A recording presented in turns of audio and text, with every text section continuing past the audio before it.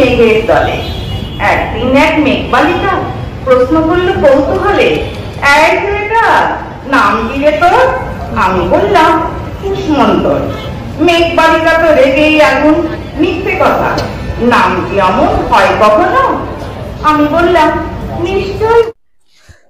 এবছরের মতো উৎসবের বিদায় ঘটেছে। প্রায় সমস্ত পুজোই আজ পরিশেষ হয়ে গেছে, কিন্তু তাই বলে কি আনন্দ উপভোগ করা কোনোভাবে বাদ দেওয়া যায়? তাই দিগন্ত নতুন ভাবে পরিকল্পনা করেছে সকলের মুখে হাসি ফোটাতে এবং সাংস্কৃতিক চর্চা করতে এবং সংস্কৃতিকে সকলের সামনে তুলে ধরতে নতুন প্রচেষ্টা করেছে। দিগন্তের প্রধান প্রকল্পগুলির মধ্যে রয়েছে বৃদ্ধাশ্রম, সুবিধাবঞ্চিত শিশুদের শিক্ষা সহায়তা, দরিদ্র শিশু ও মহিলাদের পোশাক বিতরণ এবং মেলা আয়োজনের মাধ্যমে উদ্যোক্তাদের সহায়তা করা। তাছাড়াও অনেক এমন কাজ দিগন্ত করে থাকে যা প্রতিটা মানুষের মন ছুঁয়ে যায়। দিগন্ত সবসময় চেষ্টা করে সর্বস্তরে সকলের পাশে থাকতে।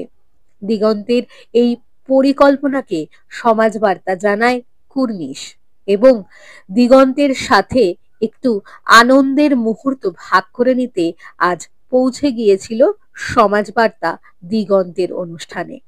চলুন সেই দৃশ্যই তুলে ধরব আপনাদের সামনে।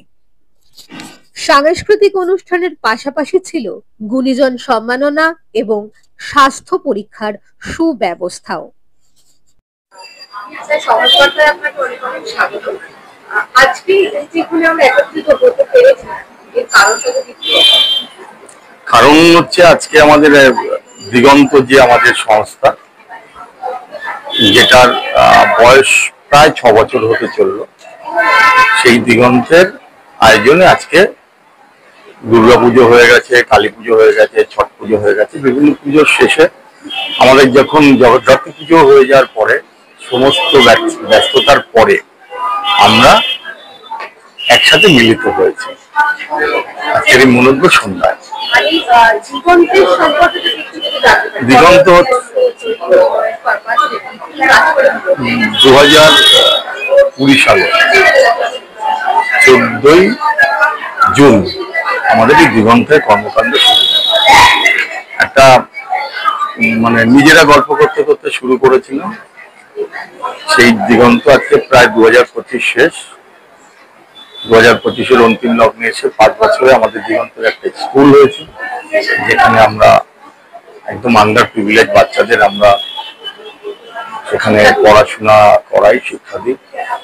একটা বৃদ্ধাশ্রম হয়েছে, যেখানে আমরা বয়স্ক মানুষদের খুব ভালো করে থাকার আনন্দের জায়গা তৈরি করে দিয়েছি। আমরা বহু মানুষের যেমন টিউবারকুলোসিস, টিবির ওপরে আমরা কাজ করি। বহু মানুষের পাশে বিভিন্ন সময় থেকেছি দাঁড়িয়ে। অত বলতে গেলে প্রচুর কিছু। আমরা সরকারি প্রচুর অ্যাওয়ার্ড পেয়েছি, গভর্নমেন্ট অফ ইন্ডিয়ার পেয়েছি, রাজ্য সরকারের পেয়েছি, কলকাতা কর্পোরেশনের পেয়েছি, বিভিন্ন জায়গায় বিভিন্ন অ্যাওয়ার্ড পেয়েছি।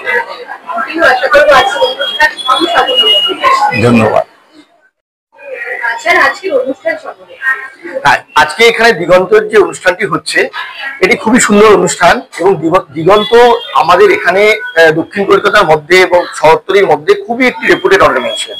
এদের অনেক কাজ আছে। আমি ওনাদের হোমটাতে গেছিলাম, বৃদ্ধাশ্রম যেটা, সেটা সত্যি খুবই সুন্দর, খুব যত্ন সহকারে ওনারা বৃদ্ধাদের সেবা করছেন। খুবই সেবার মনোভাব নিয়ে ওরা কাজটা করেন। এখানে যে প্রধান প্রাণ পুরুষ রাহুলদা, আমি রাহুলদা এবং তার টিমের সর্ব প্রচেষ্টায় আছি এবং আমি চাই এদের কাজটা আরো বাড়ুক।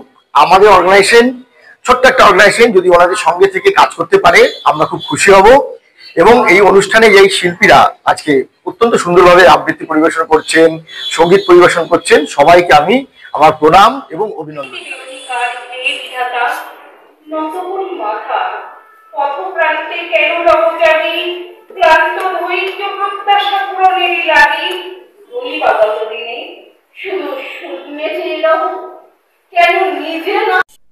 ব্যুরো রিপোর্ট, আপনারা দেখছেন সমাজ বার্তা, মানুষের সাথে, মানুষের পাশে।